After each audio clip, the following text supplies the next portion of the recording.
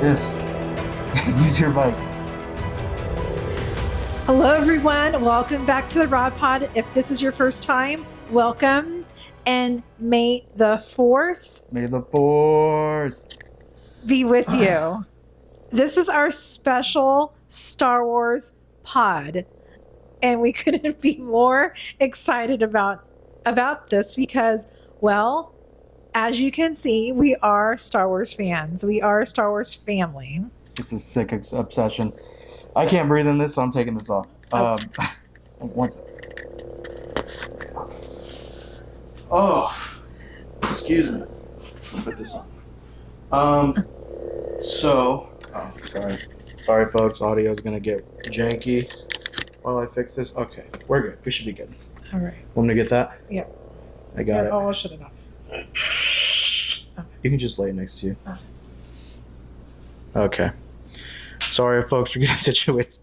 We don't do props. We're doing props today. I will just preface right off the bat.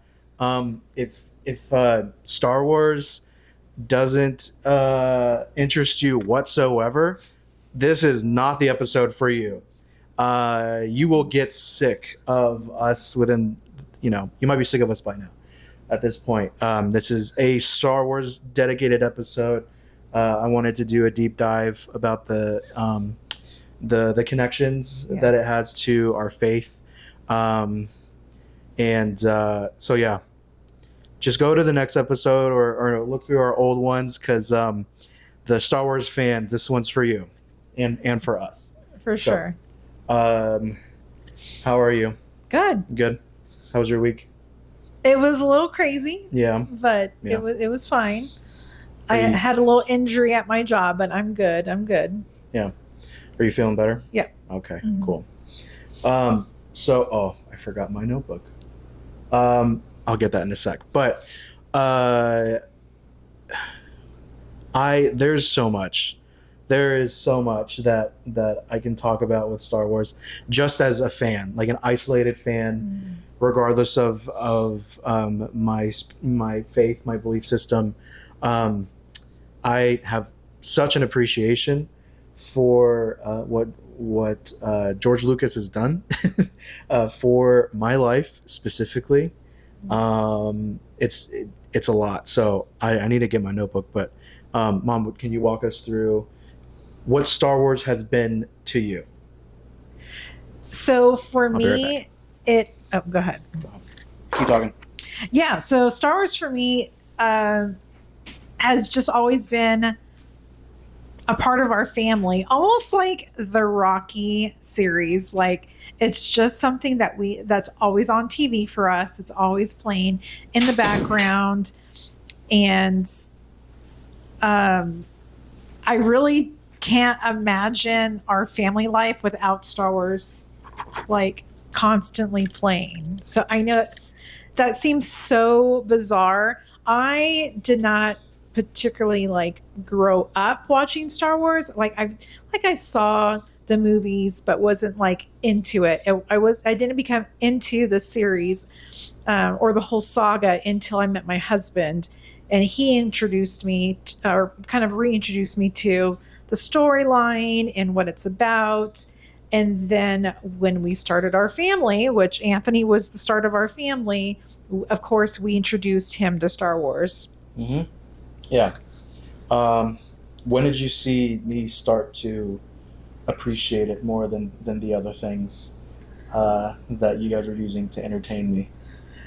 Gosh, that's really hard. I just feel like it's just always been a part of our life. Like we introduced Star Wars to you the same day that we introduced your baby sister Genesis, or Annika technically is the baby sister, but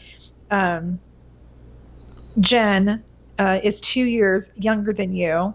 And the same day we brought her home from the hospital to introduce her to you, we also introduced Star Wars for the first time to you as well. So I would have had to have just turned 2. yes, you just turned 2. You guys were showing a 2-year. What do you remember? What episode? Oh gosh, It had to have been one of the recent one, like Oh, one so of number one. Yeah. one of the recent ones. Yeah, so the Phantom Menace. Yeah. Yeah. Yes. Do you if I throw out a title of an episode, will you know like what happens in that episode? Probably not. Probably not. It's been a while. Okay, Since so I watched them consecutively. so moving forward, I'm going to be throwing, references from all across, even the animated shows. There's multiple, probably even the newer live action shows.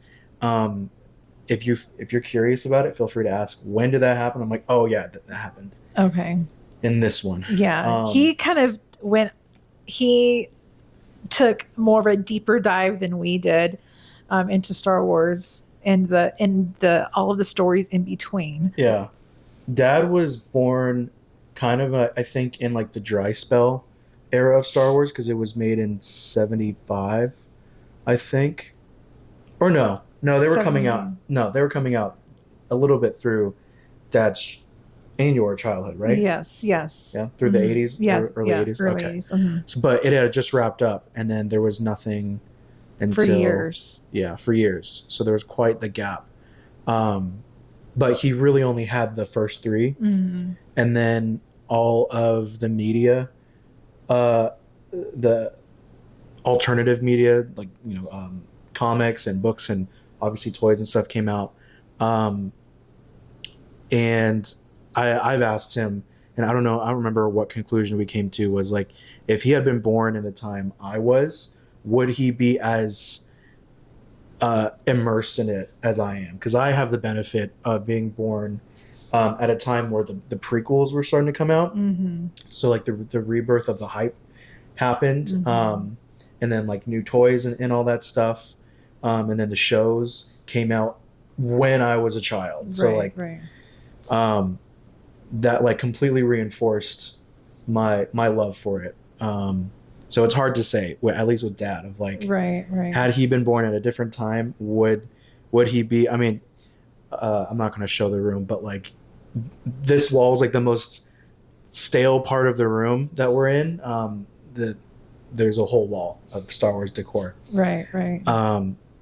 My entire life, like it has not wavered at all. Right? It has not. It has not. I know it's sick. It's an obsession, and I humbly admit that I am not even the most well versed in Star Wars. My wife says that I'm. She gives me a lot more credit than I give myself of like how much I know comparatively to the average Joe. I know a lot, but there's some nerds out there. Yeah. That know so much more than I do. And I don't get so much wrapped up in like the terminology of things all the time with like aliens and ships and like the names of that stuff. Mm-hmm. But I have a strong appreciation for the philosophies of it and all that. So we'll get into that. Okay. And then I sent you, so you know what we're going to cover. Yes. Do you want to get into that, or do you want to? No, we'll kind of walk with me in it. Yeah. Okay. We'll kind of, I'm sure, share notes at some Yeah. point. Mm-hmm. So I'll break it down into two chunks mainly, and I kind of already preempted this of like early childhood. My appreciation was glowing swords and blasters and warriors and robots fighting and spaceships and lots of Lego pieces. And like, oh my gosh, that's another thing. Legos. All of that is like perfect for a young child that likes things like that. Right. And Star Wars just kept making things throughout the years, so it reinforced my love for it. Growing into a young adult who loves movies and stuff, it was through watching the behind the scenes of the prequel movies is what made me interested in film production, because I got to see. I always asked myself as a kid, I'm like, how come when I make a video, it doesn't look like how a camera looks on a movie? Just as a child, I like couldn't wrap my head around that. And so luckily we had the prequels on DVD, and there was a lot of behind the scenes on that, and then I got to, you know, see that characters are portrayed by people who live among us. So that was like through that my understanding of like just complete film production, the world of it originated from that. Nowadays, it's all that. I'm still a kid at heart about all the cool things of Star Wars. I also have an admiration for the, I don't know what I would call it, the multifaceted ability of storytelling within Star Wars. And you saw this whole thing of like, there's so many different ways for the leader of a Star Wars project to approach storytelling of what dynamic. And so to explain a few, I'm not going to cover all of them. These are the ones at the top of my list or memory. And there are a lot of it is like one thing versus another, or one thing in relation to another. So you have child and parent, friend and friend, master and Padawan, enemy to enemy, warrior and civilian, warrior and government, warrior and their community, and then you have bounty hunters against everyone else. And I'm sure there's so much more. But I appreciate that the malleability that the franchise has with being able to be framed in so many different ways while also retaining its like core imagery and I guess not fan base, because the fans are an entirely different thing. But so real life connections. Do you have any comment about that to start? Sure. So the notes that I took, I was trying to compare what a Jedi's responsibilities are and how it's parallel to a disciple, aka a follower of the Messiah, of our Messiah, Yeshua, Jesus.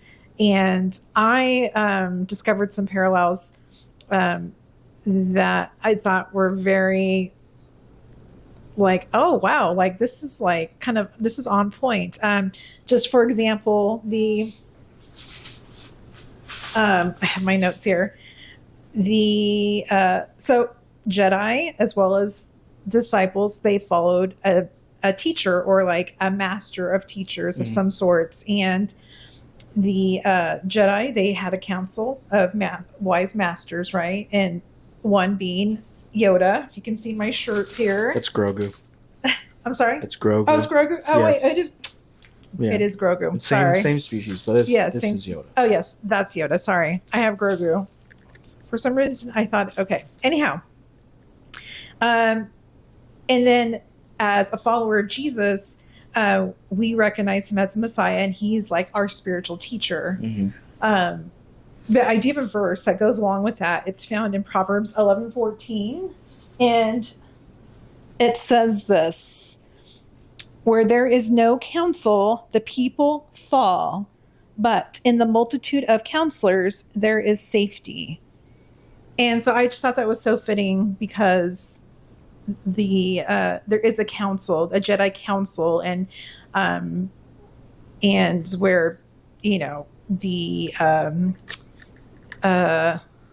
Jedi like students, right? They go to like get their instructions and just kind of go to get counsel and wisdom and such. And so I just found that was very parallel to like how we can go get godly counsel from, you know, people. We can be mentored by older people or even younger people too, but like basically we can go get mentored and have a multitude of counselors as well. So yeah, I found that was like my initial discovery. Yeah.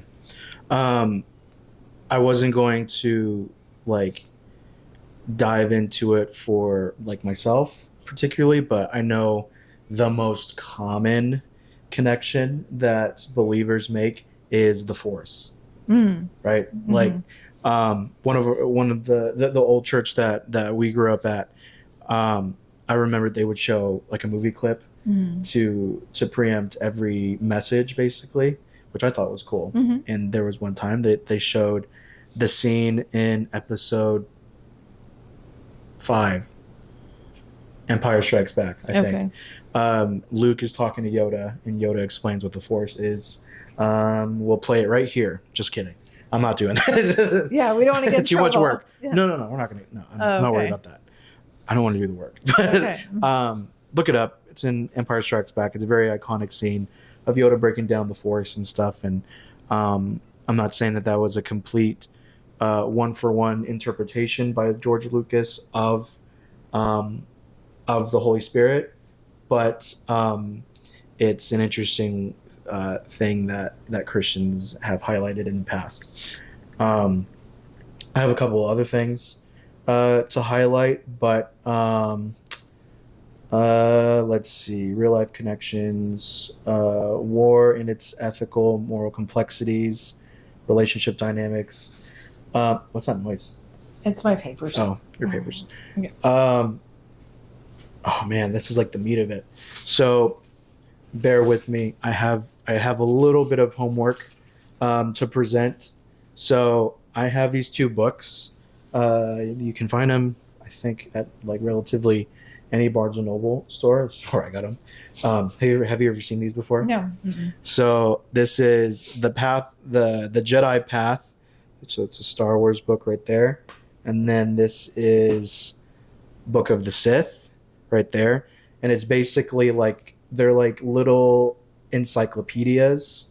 Kind of, you have to suspend your disbelief for a little bit. It's like they're essentially portrayals of like, what if like this book was found to be written from the Jedi and the Sith. Okay. And so this is so nerdy, but it's as if, like this one in particular, it's as if these characters right here all jotted their own notes. Oh wow. So every page like has notes from these people.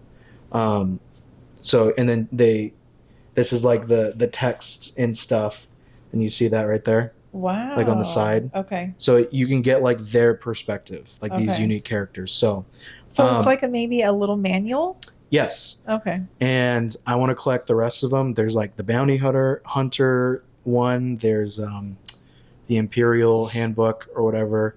And I haven't read these front to back, but they're pretty.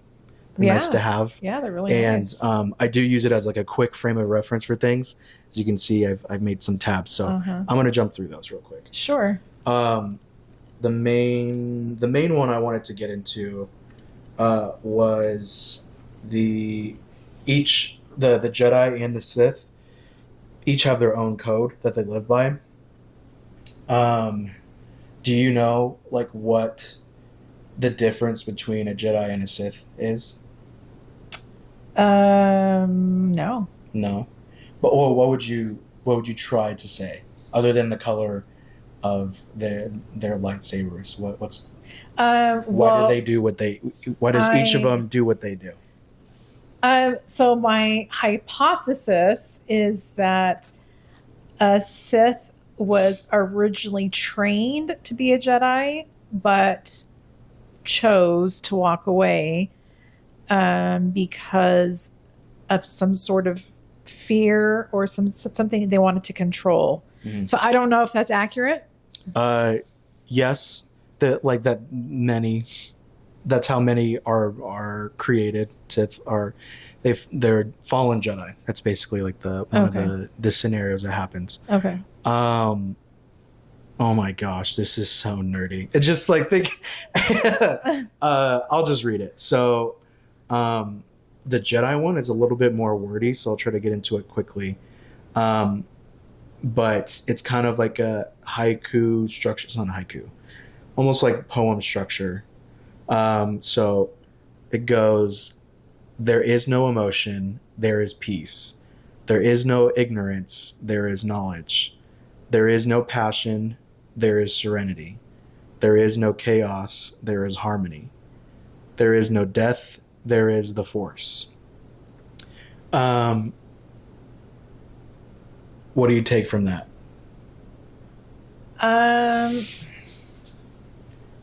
So what the Jedi book is saying is that there's, as if you're focused on one virtue, then the other is not present. Mm-hmm. Mm-hmm. That's how I'm very very cut and dry, like black and white. Yeah. And it's interesting.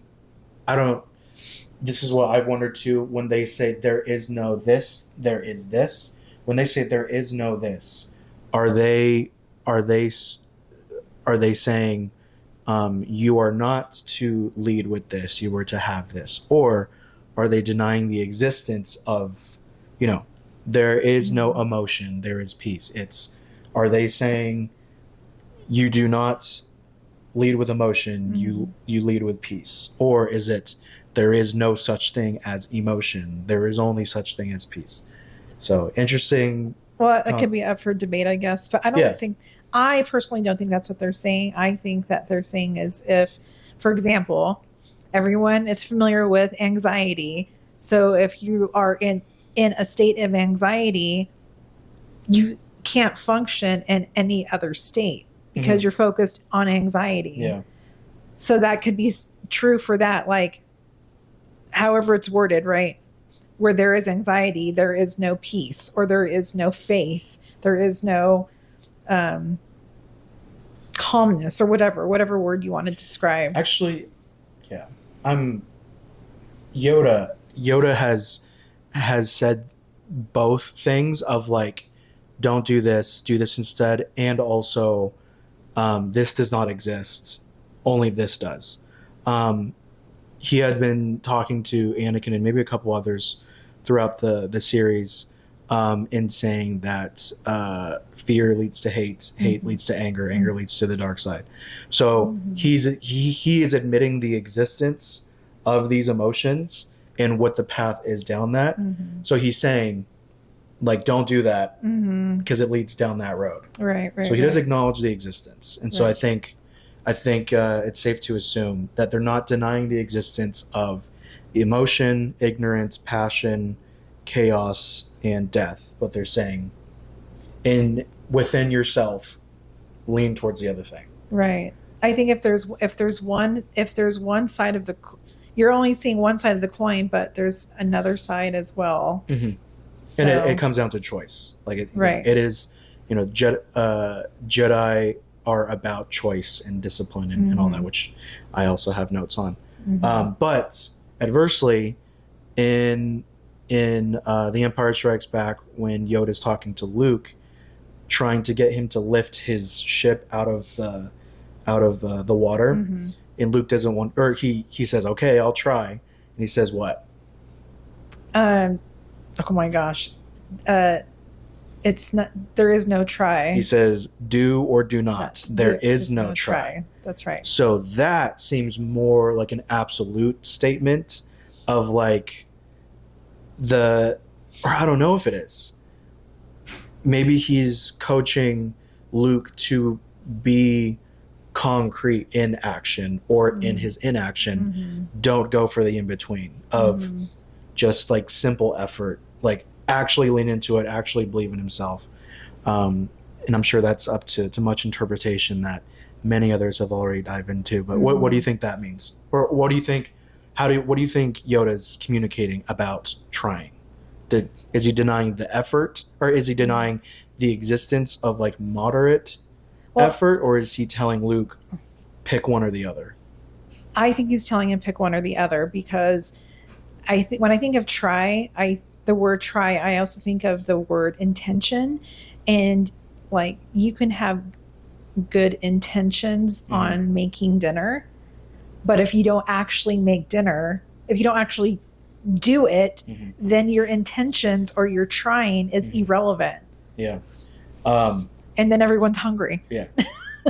So I already know the answer to this, but have you and Dad watched any of the Andor series? We have not. Oh my gosh. I know. We were just discussing that. Oh my gosh. We will. It's insane. We will. It's like, talk about growing up as a Star Wars fan and then coming into my own person who appreciates storytelling.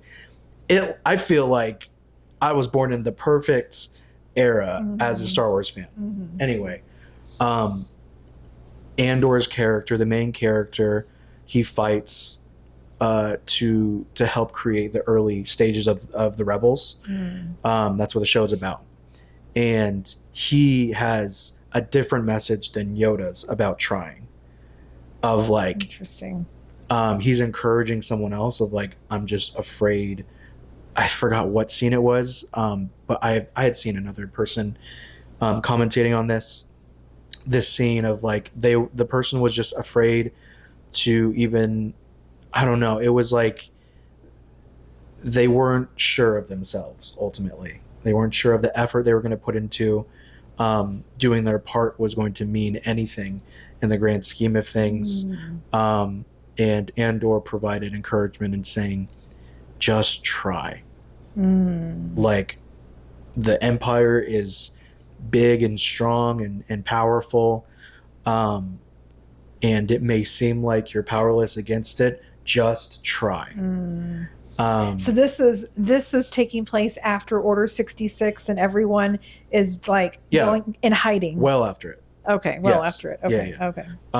Because if you think about it, in episode 4, you see the rebels, right? But it's like they have ships, they have guns, they have equipment, they have cute matching outfits. The soldiers do. But if you think about it, like that all takes money. Yeah. Right. That takes some sort of organization. Right. So what Andor, the movie, and Rogue One, who he's in, shows is like the early stages of that. How this group came to be. And a lot of it is the money and politics of it. Interesting. Yeah. Okay. Yeah. We'll see if Dad falls asleep. I'm sure he would. He might, but it's so good. It is so good. Okay, we'll watch it. And we'll have to have another discussion. Yeah. And it's interesting because there's not one lightsaber as of yet. Season 2, episode 6, I think. There hasn't been one lightsaber in the whole series, and I mean, as in like no Jedi or Sith. It's just straight up an oppressed people trying to navigate their way and fight their way out of the oppression of the Empire, which like I think helps to illustrate that the Jedi were seen to be the main character. That lightsabers in Star Wars, like they're synonymous, and Andor helps to paint a picture of like this is also about just the everyday character or everyday man and woman. Okay. So it's great. It's great in that sense. Okay. If you guys are still here, I'm gonna keep going. This quite frankly could just be a selfish episode. This is May the 4th today. Yes. And then this is gonna be released on May the 6th. May 6th. So this is literally just probably my excuse to rant. It's also yours and Dad's birthday month, and Jen's too. Yeah. But so basically all of May is also my birthday is this week, so it's about me. Yeah. I'm just kidding. I'm just kidding. Yeah. No, it is. It is about you. No. It's taking a very huge love of mine and explaining what it, try to explain fully what it means to me. Sure. I'm going to keep going. Okay. Okay. Sorry if my audio keeps rattling around in Boba's arm. Here we go. Right here. See, this is why we need mic stands. There's another thing called the 3 Pillars of the Jedi.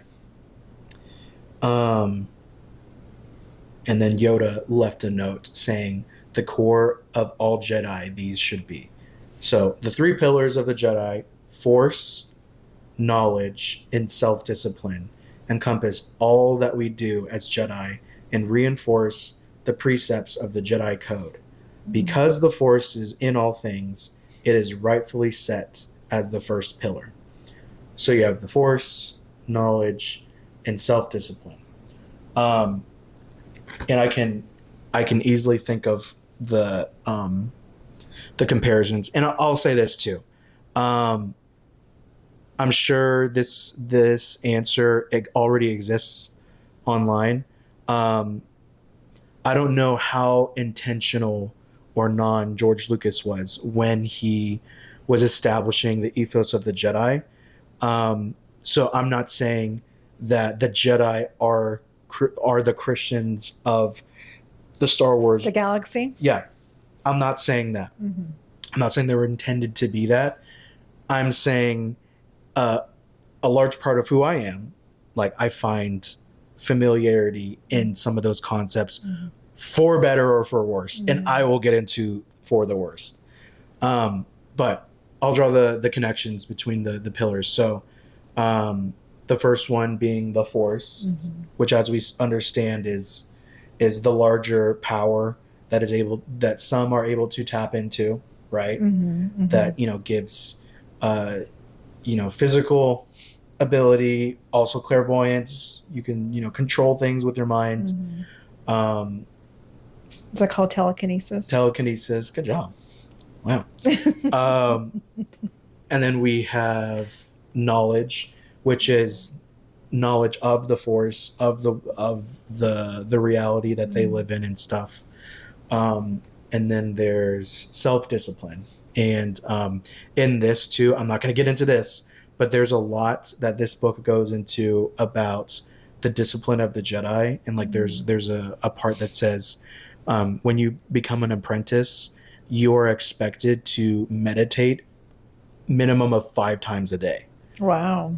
To like put yourself in a regular routine to establish Regimen. that. And you're meant to meditate long after your apprenticeship, but maybe not as long.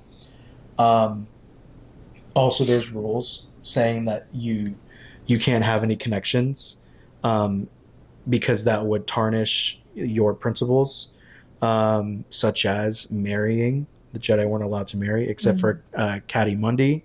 You don't know who that is.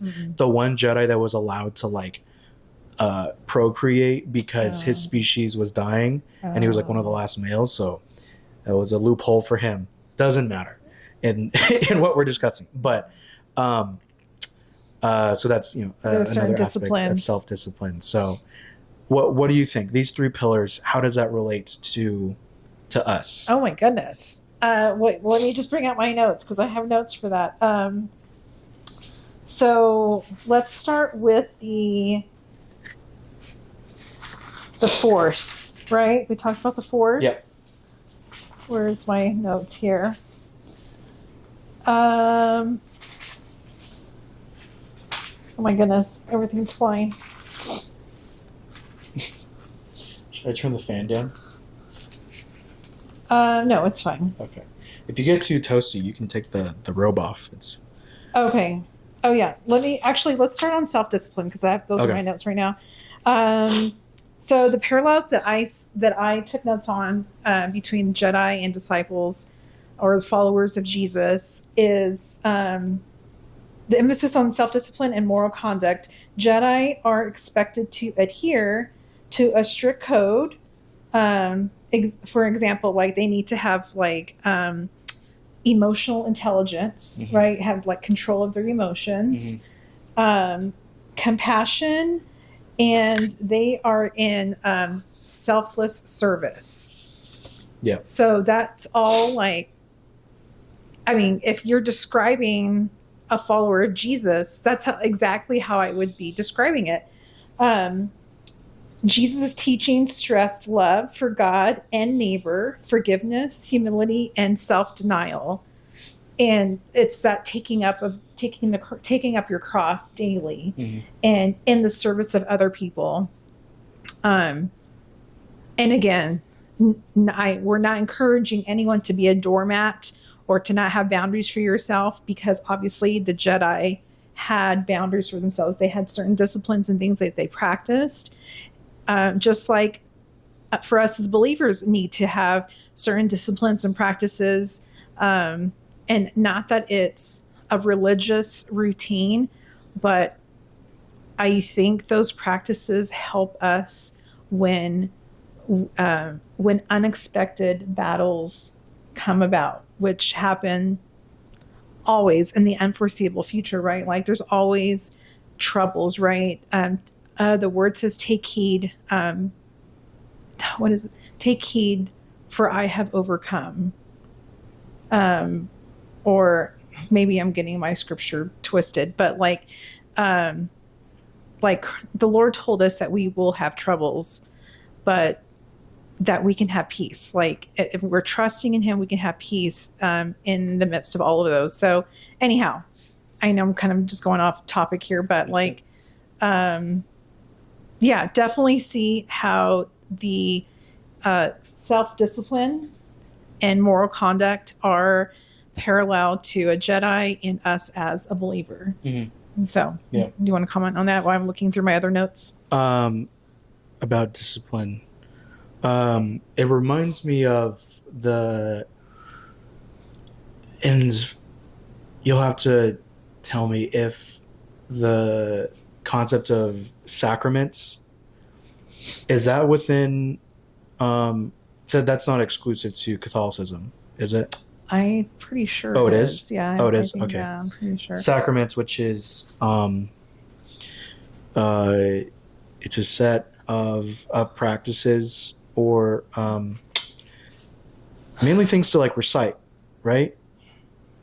I mean, we should probably look up the actual sacraments. Yeah, what it's required. All I know is that there's certain practices that are required in the Catholic Church that are required to be like a member of the Roman Catholic Church as a whole. And I know it starts with baptism and then your here we go. Communion.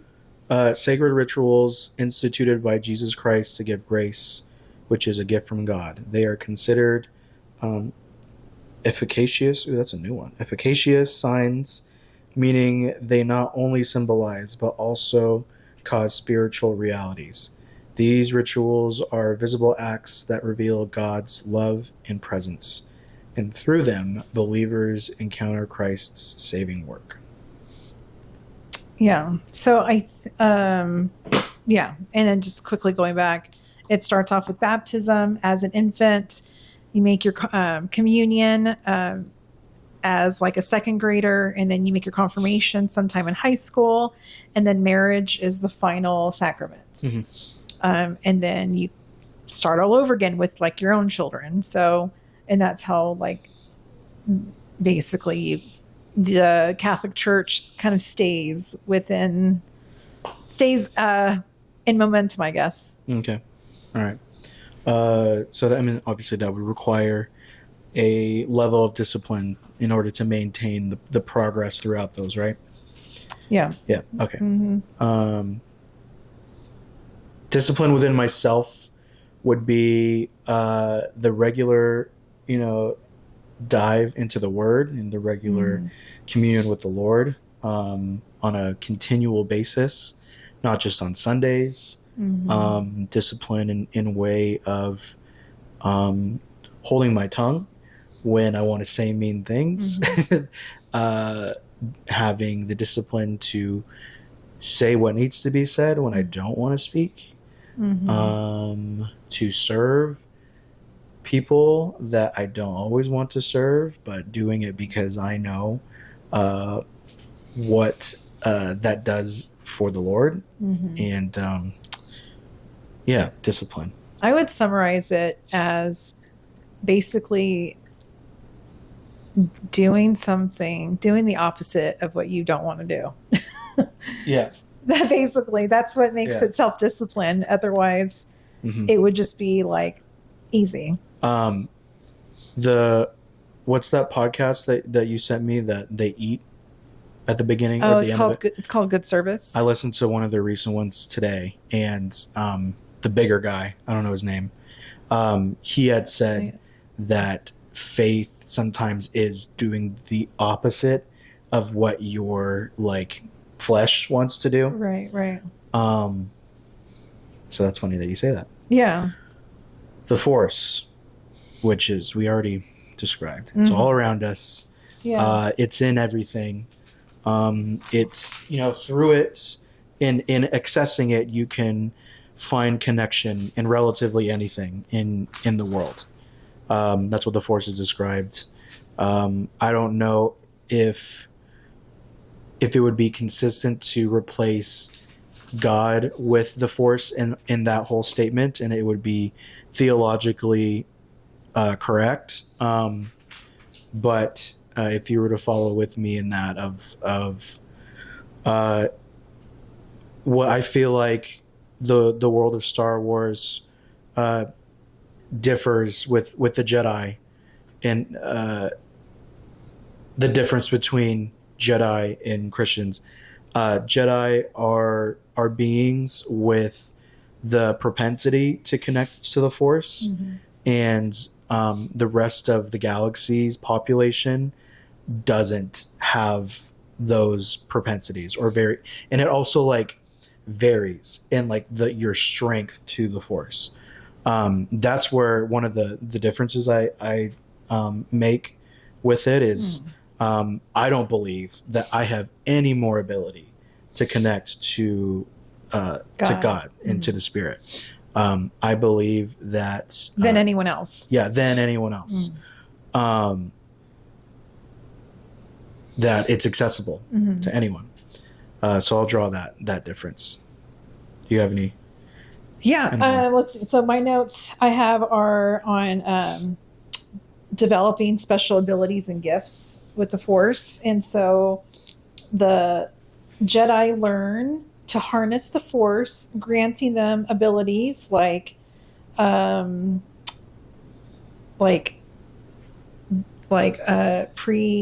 be able to like know if something's going to happen beforehand, like precognition. Yeah. I think. And then we talked about telekinesis, and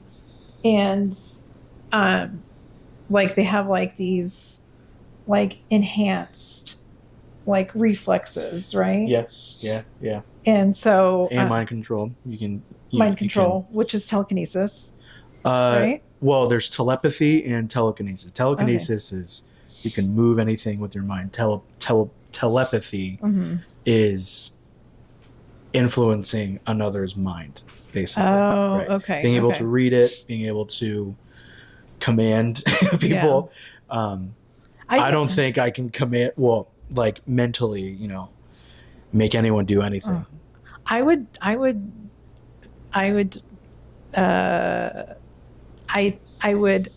argue against that, because I think if your spouse saw a look on your face and could determine what the look on your face looked like. I mean, sure.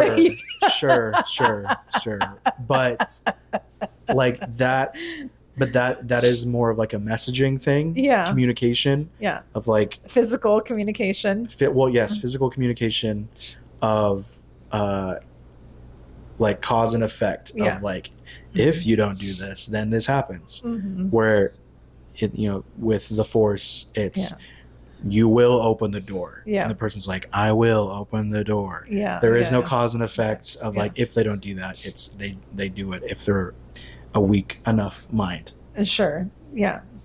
I was just referring to your hangry face. I know. But then with that, with the Force, let's see.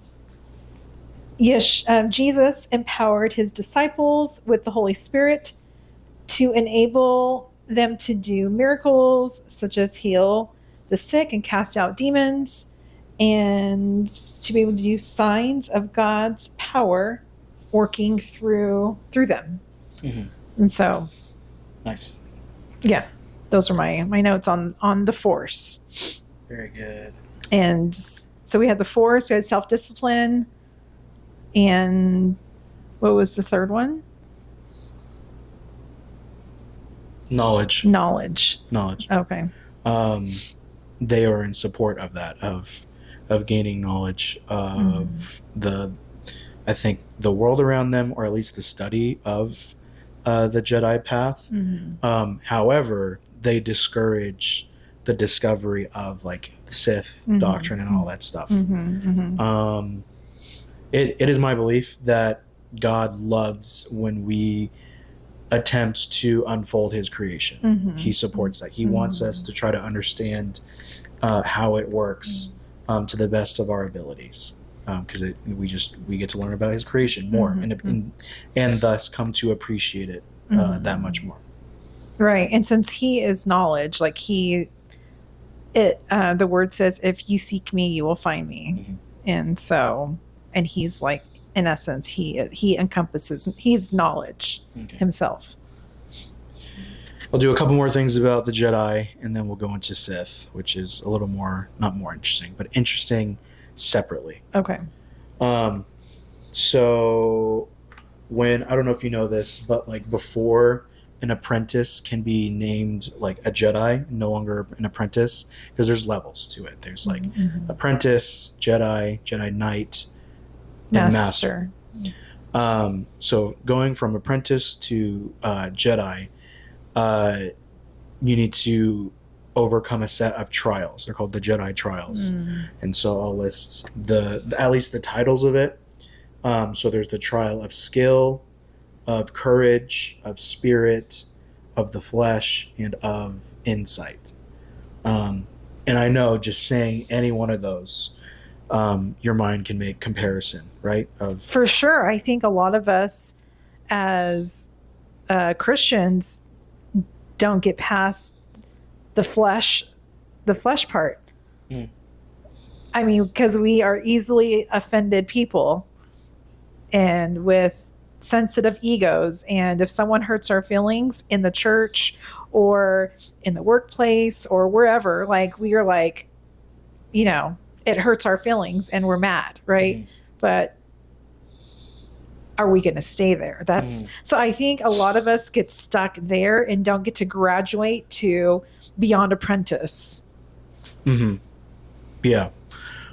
So do you think then, like, because this is like a series of tests, I would say that like there is that difference of like people, the Jedi, they want to progress, through that process, and the trials are a means to progress through that. And if they don't pass, then they are still an apprentice, I think, or maybe they're kicked out, I forget.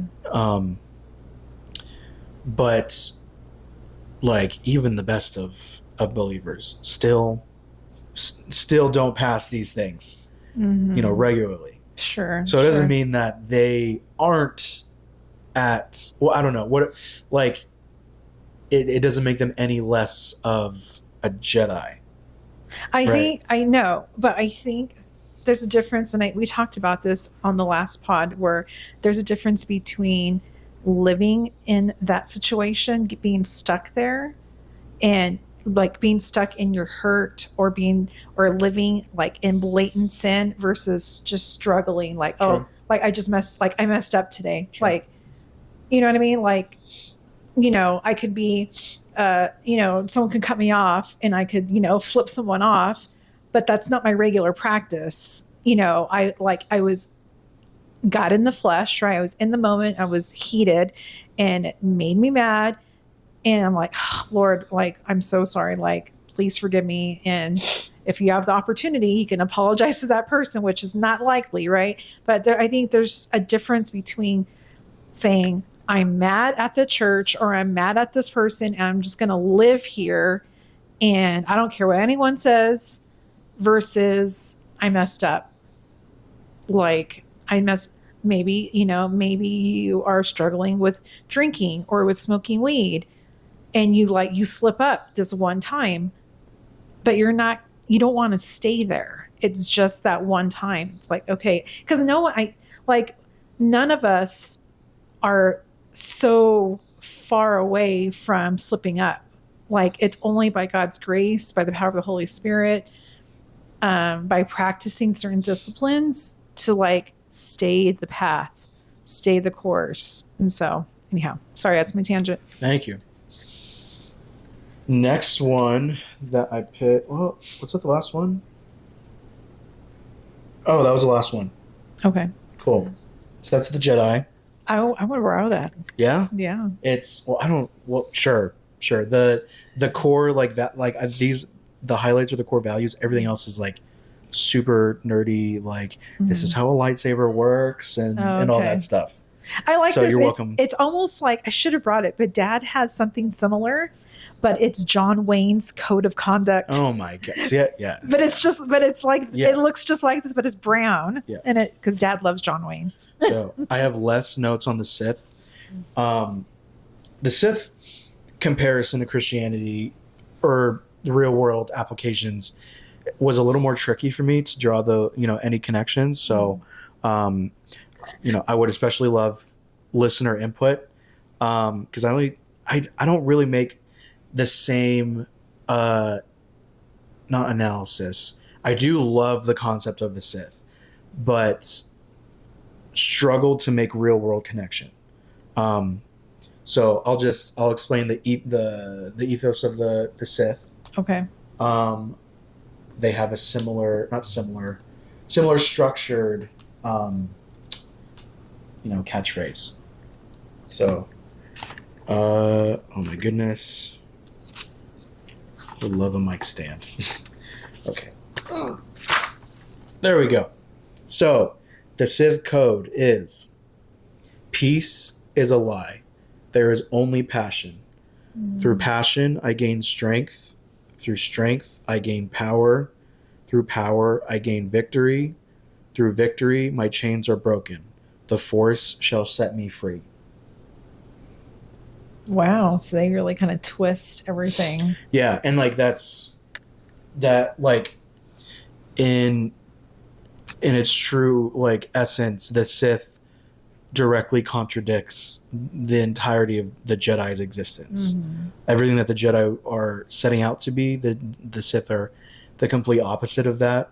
The Force isn't something meant to be tapped into for the benefit of those around you. It is meant to be used to gain power over everything else. Self-serving. Yes, self-serving. And that's where, I believe that the power of God isn't something to be like drawn from for personal gain.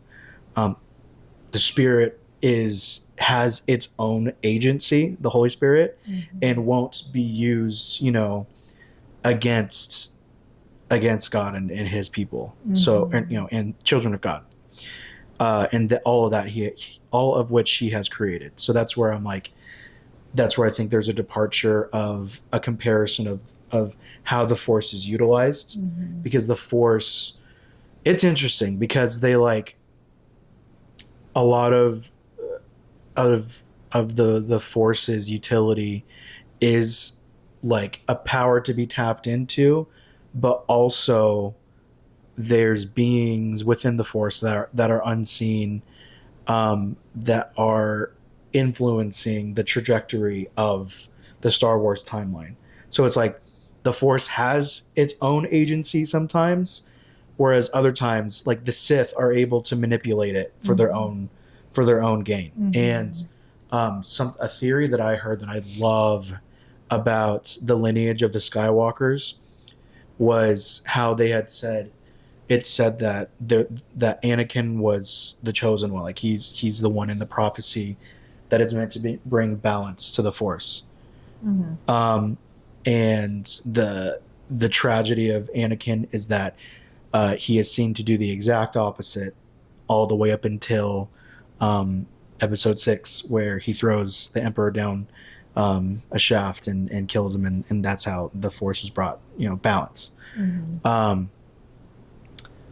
interesting theory, I forget where they position Anakin in that prophecy or the will of the Force, but in holding true to what the prophecy had written of like bringing balance was like when Anakin fell as a Jedi, and Padme was pregnant, like the whole, and I just watched Revenge of the Sith this week, so it's very fresh on my mind.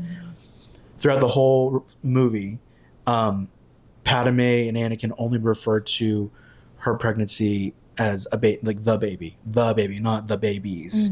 And it's a sci-fi world. Like, why wouldn't they be able to tell? You know, surely there's maternity offices, doctor's offices that they can. Oh, there must be a Star Wars OBGYN, surely. And she's a politician, a wealthy one at that. She should have known if there were going to be twins. And Anakin's the father. So, like, how would he, like, not know? Yes, exactly. So, all that to say, the theory is that when Anakin fell as a Jedi, deviating from his purpose, the Force course corrected and created and allowed not for one Skywalker lineage, but two to branch out. So the quantity of two overcorrected the fallen of one. So it was like that was the Force balancing itself out. And the movies don't necessarily, the original trilogy doesn't lend itself as much to the importance of Leia as a Force wielding figure. They only touch on it conversationally. They don't show it. Right. But in later content in the books and comics and the sequels, they do get into that, the Leia's power in the Force, as probably most books do, right? Yes. Most books probably more detailed than when it comes out on a movie. Yeah, but like in the original trilogy, Leia does her fair share, and it doesn't show. Actually, no, she does a couple things with the Force. So it shows that like it took two Skywalkers to defeat the efforts of the fallen one. So it's like the Force not overcorrecting, but correcting itself. What a tangent. I do find it interesting though that because most Jedi, from my understanding, are trained as children, and when Leia and Luke have come to the understanding of who they are, they were already adults. Yeah.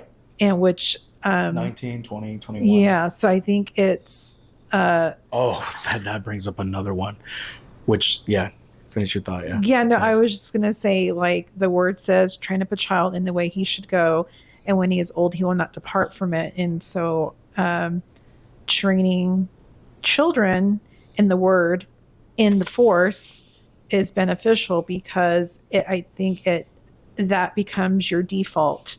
At least that's the hope for who as me, the parent, training my Padawan, right?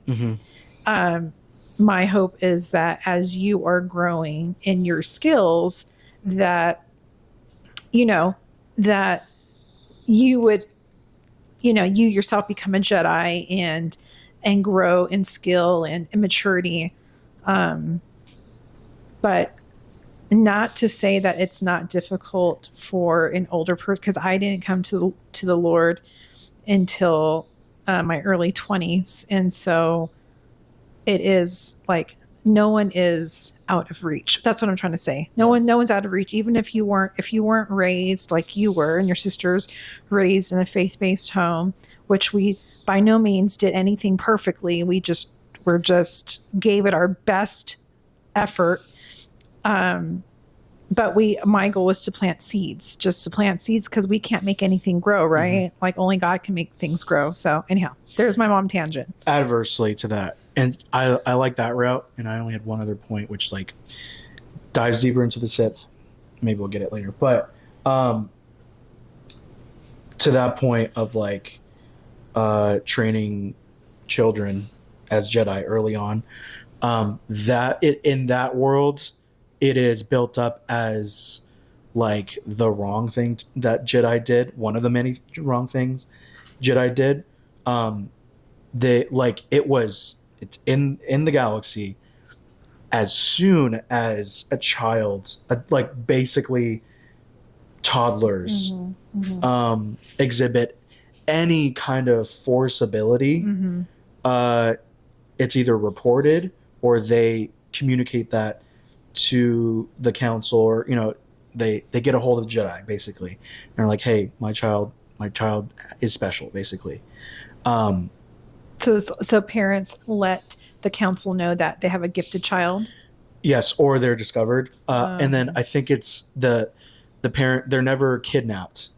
Like the parents like offer, like, yes, like take my child, which is crazy to think. Like it's that happened with Hannah and Samuel. Remember? Yeah. Like Hannah wasn't able to have a baby. But they were so. But like you're speaking of prophets, right? I don't conflate prophets and Jedi. Okay. Prophets were very rare, almost one per generation, right? Yeah. There in the galaxy, like before the fall of the Jedi, thousands and thousands of Jedi. But there's like billions of other life forms. All that to say, like it's more of like this is like a very special, unique, like a special school school for the gifted. Yeah, but it's like dedicating that child's life to that cause if they so choose, right? And I think it's, if they don't get sent away, then like they still do kind of have that connection, but it's not honed in on and trained, and thus not like any more powerful than like the average person without the Force, I think. Yeah. In The Phantom Menace, the first episode, Mace Windu, Samuel Jackson, opposes Anakin, who's like 12, from joining because he says he's too old. He has known too much of this world already and has too much attachment, and it's obvious in his connection with his mother. Right. To which, as you see, like that connection, it leads, and not saying that connection leads to the dark side. How the Jedi handle that connection is why he was led to the dark side. His fear. But what I'm saying is, like, the Jedi of that era were like, we don't want kids to get attached to anything.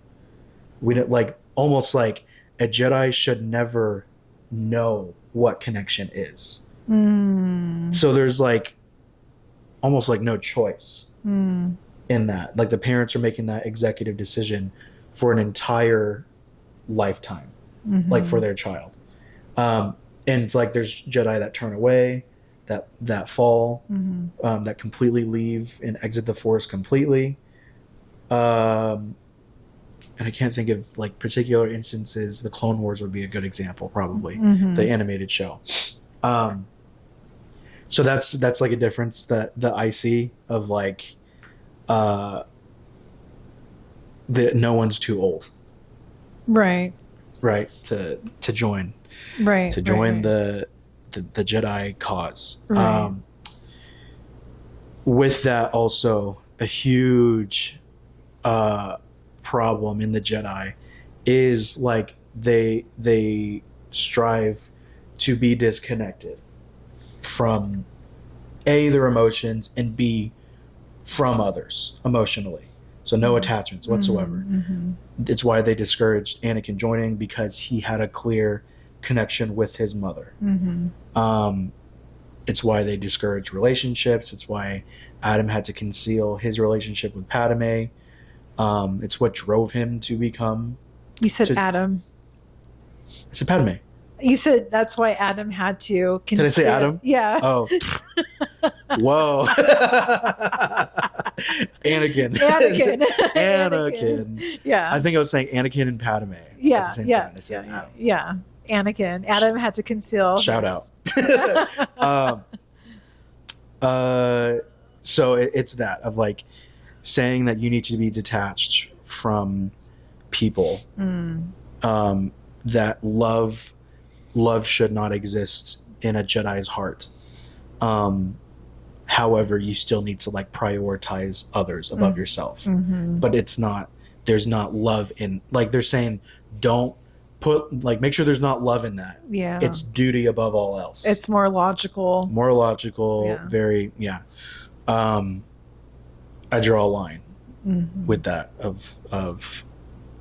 and it's shown that was in part, the Jedi allowed the chosen one to be corrupted because it's like he felt so restricted by the rules of the Jedi, the false teachings of the Jedi, of what they had built up as the way of one. He then went across the aisle. Yeah. The enemy, the Sith, the undercover Sith, saw what Anakin wanted. He had wanted to rescue his mother and failed. And he was getting visions of Padme dying and wanted to prevent that. And Emperor Palpatine, who was Senator Palpatine at the time, knew that and capitalized on that, saying, the Jedi aren't going to teach you to save your wife. I also acknowledge that you have a wife. And whether he wanted to, or actually no, politically, Palpatine hated Padme. So it was funny because their politics always clashed throughout the Clone Wars series, at least, and a little bit of the movies too. So it's funny because Anakin did so much in Episode 3 for Palpatine, of like destroying the Jedi, which is his natural enemy, and then the militant enemy, and then politically taking down Padme. Not to say Padme would ever be as powerful as the Emperor, but like she was a very strong voice opposing so many policies. Well, she was Palpatine's she was an obstacle. Yes. So it's it's crazy. And then it's just the nerd part of me is like, did he push them together, like from the beginning of or at least when he saw them together, he was like, okay, I'm going to make sure that they end up, I'm going to try to, in Episode 2, Attack of the Clones, he hires someone who hires a robot who deploys worms to try to kill Padme. So, I mean, ultimately, the Senator Palpatine tries to assassinate Padme, which she gets sent away for a little bit, and then Anakin is assigned to protect her. I don't know if that was in if it's written for that to be intentional, his plan. Yeah. But man, did it work out by Episode 3, where he, in Palpatine's plan, Anakin is starting to gain resentment towards the Jedi and mistrust towards the Jedi, is a very strong and gifted Force wielder, and also in love with and afraid of the safety of his greatest political threat. And he uses Anakin's mistrust of the Jedi. He uses both, for his own benefit. Yeah. And by the end of Episode 3, Padme's dead, and all of the Jedi, except for, you guys know there's a lot of Jedi that survived, more than the movies show.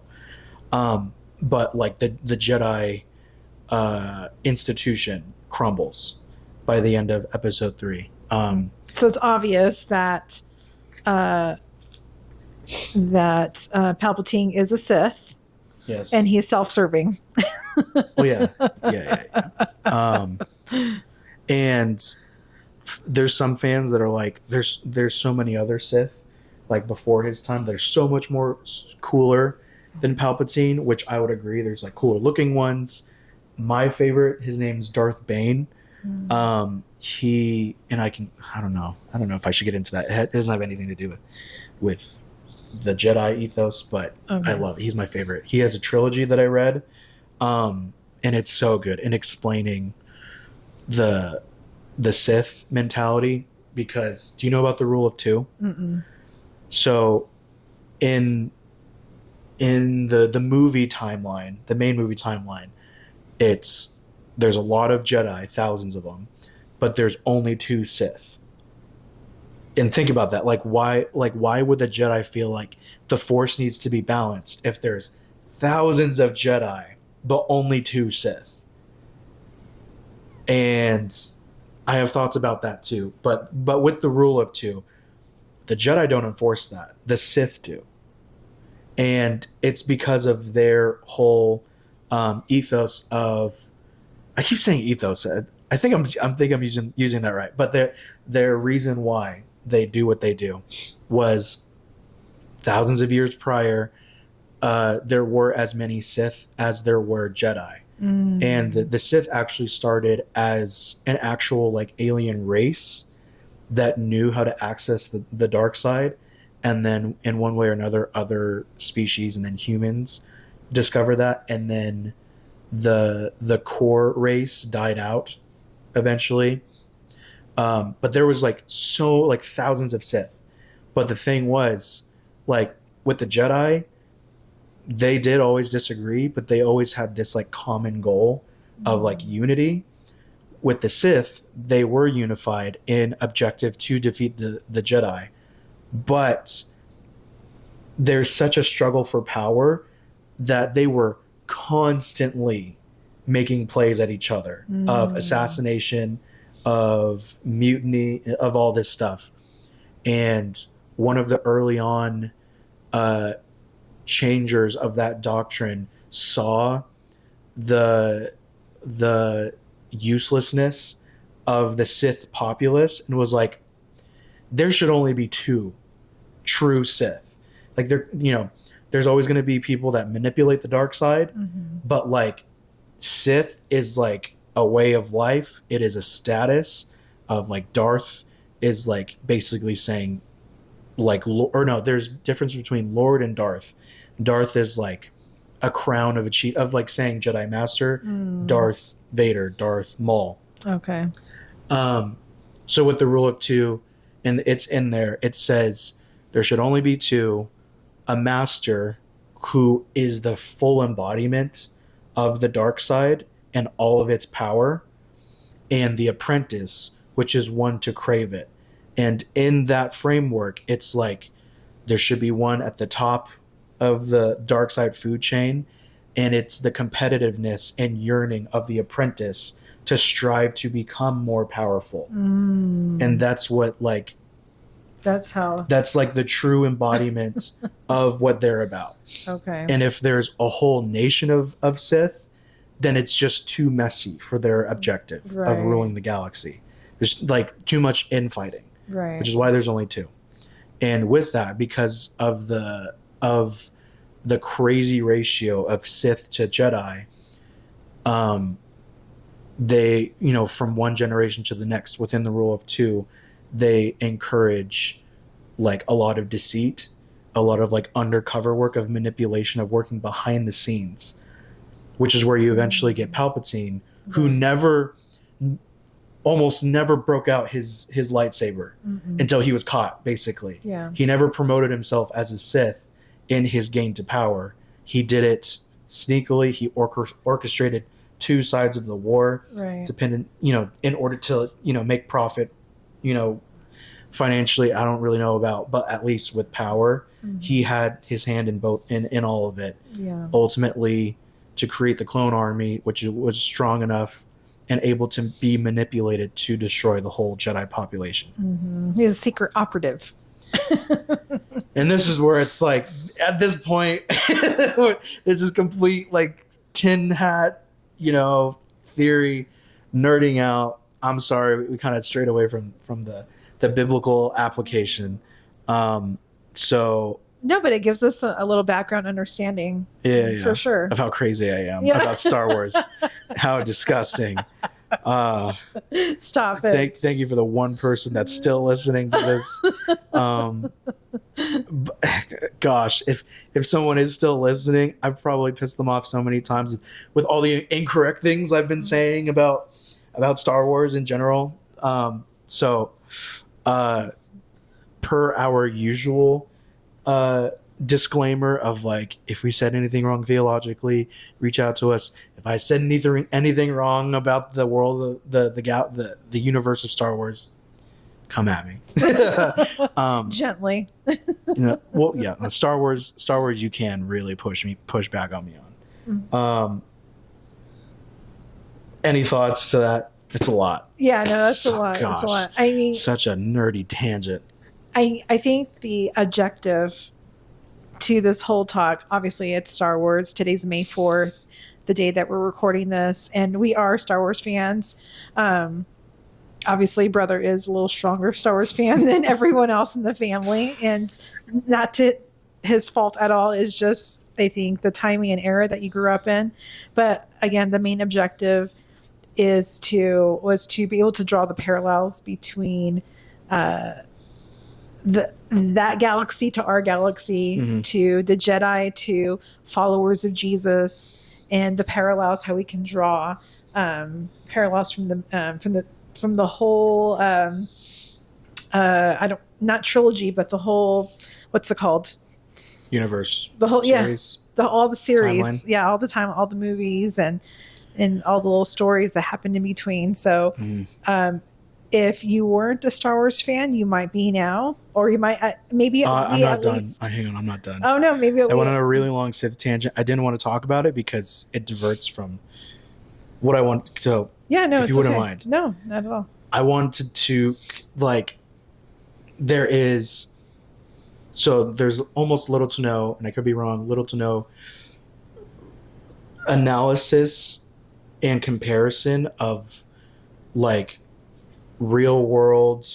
I explained like how Sith are able to manipulate the Force for their benefit and stuff. I don't think there's any comparison in No. real world. So, you can say, there's a secret enemy and, he's manipulative Sure. and works behind the scenes.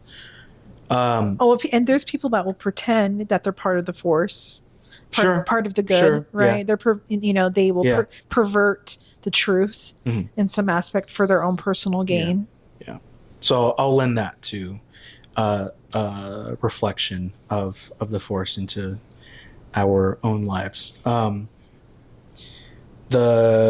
What I wanted to cover lastly was the Galactic Republic Jedi. So the populace, the Jedi Council, the era of Jedi where they are heavily involved in the war and the politics of it all, and modern Western Christianity. Oh wow. Okay. Do you have any theories as to what connections can be drawn between the two? Well, that's a really heavy question.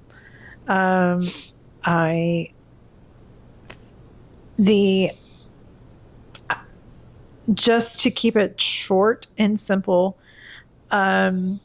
just like the intention of the Sith and Order 66 was to eliminate the Jedi as a whole, we know, reading the end of the Bible, reading the book, right, our book, that's the end goal for us, is to eliminate the Christians from every form of public office, just and out of the schools. Like God was pushed out of the schools way before you were born, out of the separation of God and government. Like, we are gradually being pushed out of society little by little, and our voice is becoming dimmer and dimmer, and that is purposeful. Like, that is the objective of our galaxy. And there is going to be a time where there's a small remnant of believers, and we don't know what that's going to look like. Like, we don't know if that's going to be this is a whole nother topic, but it can be pre-rapture, post-rapture. Like we don't know what that's going to look like and what our world is going to look like by then. So, yeah, I don't know if that's what you're looking for, but I was looking for your take. Okay. Thank you for giving it. I see it as, and George Lucas portrays this intentionally. Not, I don't know what he wanted in reference to, directly to Christianity, but obviously some sort of like belief system of, the prequels being highlighting the issues of the Jedi's doctrine of like the galactic, system that they had set up, how intertwined they were with the governmental structure, the politics, their direct involvement, because they had been seen as the peak. They said that they sought out as the peacekeepers, mm-hmm. and they became warriors. And in obviously in the movies it shows that. In the animated show, The Clone Wars, there's so many episodes, so it really dives into that of like planets being threatened by war, and the negative or positive effect that the Jedi's presence has in those places. The prequels painting a picture of like the pridefulness of the Jedi in their many of like their stances, their refusal of connection, of quite frankly family. It is what large in part it drove the chosen one to the dark side, of like someone that could have been their greatest asset ended up being their downfall. And not to say that, I mean, some people probably would say that has already happened to the Jedi of Western of the Western world, of the world entirely. Mm-hmm. I would say it's a cautionary tale. If I am to like view Star Wars, entirely as like the Jedi are a cautionary tale, it within that timeline of like what happens when, and I haven't figured all of this out, but it's within me to try to decipher, like, at least in my day-to-day interactions, of whatever interaction I'm having, leading with the very essential core aspects of my belief system, which is to love God, mm-hmm. and love others. Mm-hmm. And from there, every decision I make, big or small, should be through that lens. And some groups aren't successful in that, or choose not to do that. And we discussed this in the last episode. There's, the church has a history of like the Crusades, right? Did we say the Crusades last? Yeah, we did. Of the Crusades being a war waged in the name of God. And I had questions of like, did they actually feel God, or did they claim to not feel? And I think that's a modern way of viewing Christianity, mm-hmm. of like a feeling, a relationship. Mm-hmm. So was it back, in the Crusades? And maybe that connection can be made like to the Jedi, of like they were waging war to spread. Well, it sounds like it was a manipulated version of the Order 66. Were the Crusaders? Yeah, the Crusaders. But would you because we'll have to look up who gave them their orders, right? But like someone gave them instructions to go out and start taking over like well, basically they were raiding, right? They were raiding different countries, and they were taking their wealth and their land, and probably a lot more than that. So, but someone was giving the order. Yeah. So yeah, and it's my thought is about like intention with like the leadership within that time of like what their frankly like relationship to God was, if there was that. And I have so many scattered thoughts about it. So I like I looked up like a comparison that like wrote it like in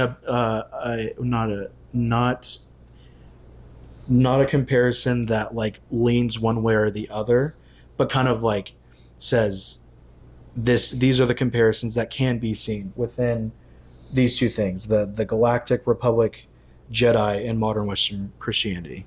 Okay. Unbiased. It's an unbiased, unbiased analysis. Okay. Or comparison. So modern Western Christianity and the Jedi Order during the Galactic Republic era share some intriguing similarities and contrasts. Here's a breakdown of their comparisons across a few key dimensions. So moral and ethical codes. We talked about that. Institutional structure. There's a Jedi Order. There's the Church. Similarity of both evolved into complex institutions with authoritative leadership bodies and standardized teachings. Relationship with power that's baked into the USA.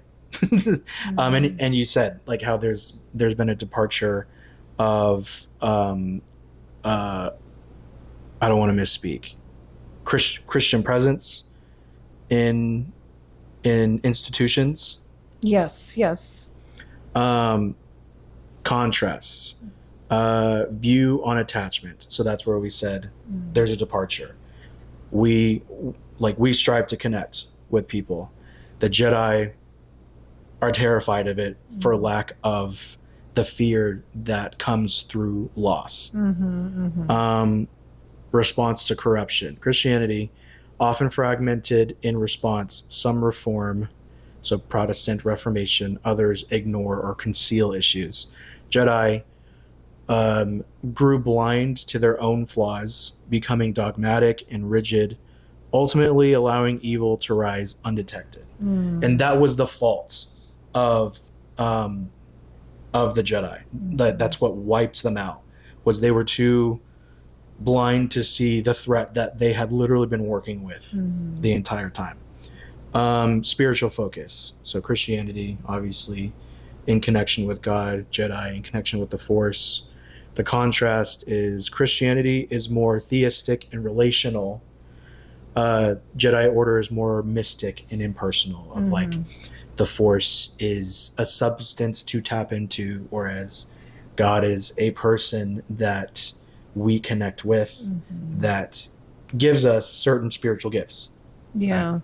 So I wonder if it's, sorry, I didn't want to interrupt you, but I wonder if now it sounds like the Jedi were more operated on a religious mindset versus a relational mindset.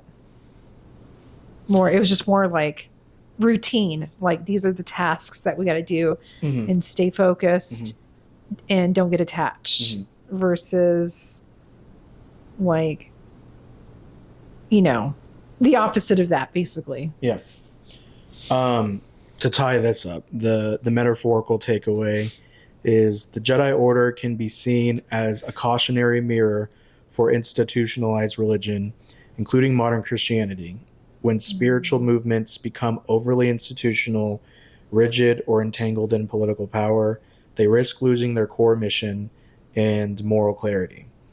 The fall of the Jedi echoes concerns modern Christians may have about straying from the heart of Christ's message in favor of control or tradition. So I don't know if did that sound biased at all, or no, I don't think so. in any direction. I can understand what it was saying towards the end as far as how like Christianity could become so rigid and dogmatic, especially when you are I'm just looking at it through the lens of a parent, when you're trying to just keep your kids on the right path, that could really become like something that's not attractive to your children. I can see that now as now that you guys are older, I can see how that, if you are so, like, for lack of better words, anal about living and doing things a certain way because you're afraid of your kids, finding the path to the dark side. And so, like, only because, as a parent, I have experienced what the path to the dark side looks like and lived there for a lot of, like the first half of my life. So not wanting your kids to go down that. So I can see where it's like, as a parent, you're so, like, afraid, or like in Anakin's case, right? He was so afraid of losing Padme that he was willing to, like, he was willing to do whatever he needed to do to gain power, control of the situation, and ended up losing the battle at the end. So I think that there's my that probably went left field, but to speak on that, of like you being the parent, and trying to direct us in the right way, which you did a great job. Thank you. Did a great job. We're here. What obviously my reason why adhering to Christian principles early on in childhood was for the the regular practice of it, the habitual practice, the lifestyle. It was just ingrained in me. So, like, people would say that's indoctrination. I eventually broke free of that once given my own complete agency as a young adult. Immediately when you sent me off to college, I was like, bam, I'm out of here. Like, I didn't go to church for like almost 2 years.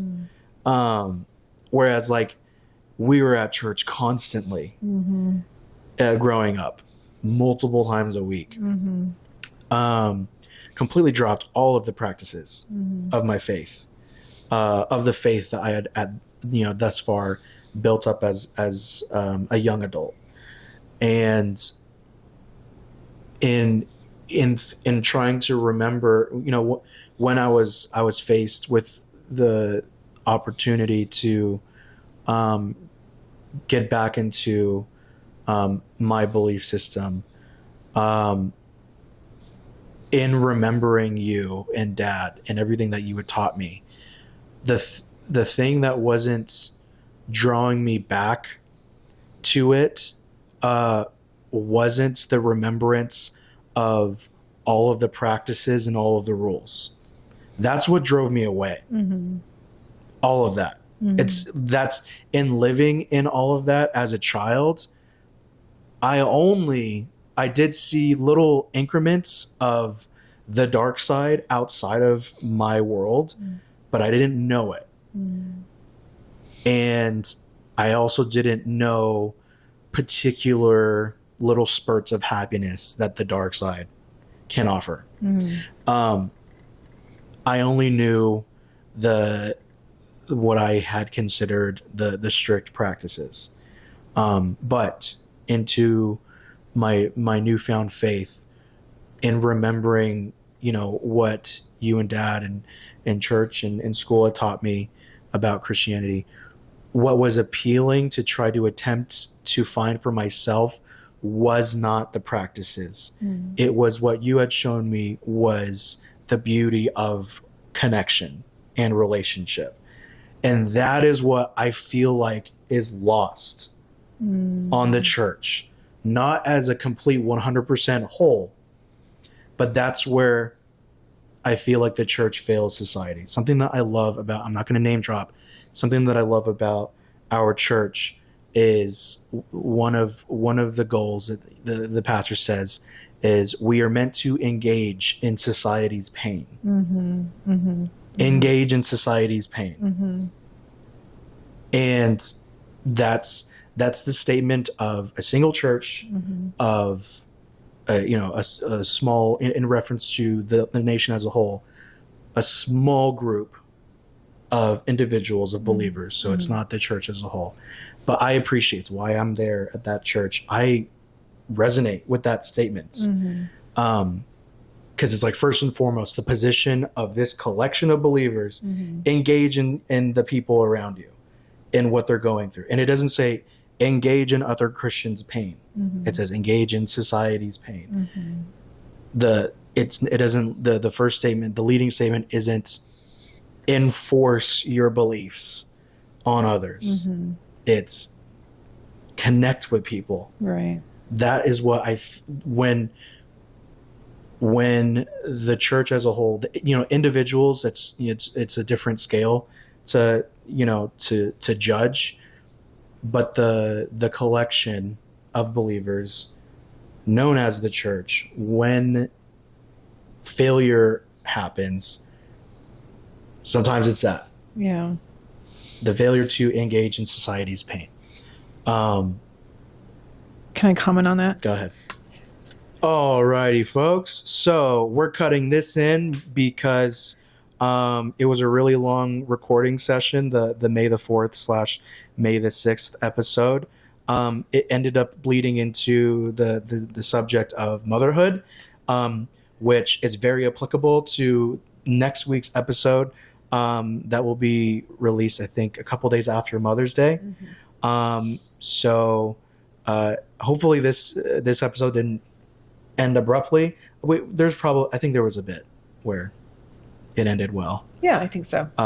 About Star Wars and its comparison to Christianity. Sure. And thinking about it now, I feel like there was so much more that I could have said or wanted to say about it. But I'm just going to end it with, I love Star Wars and I always will. Disney cannot make me hate Star Wars. No matter how hard they try, they will not make me hate Star Wars. That's the rest of what I have to say for now. Until next year. All right, friends. Thank you for joining us. And we will see you next week for the Mother's Day pod. See you later. Let us know what your favorite episode is in the comments. But goodbye, everyone. Yes.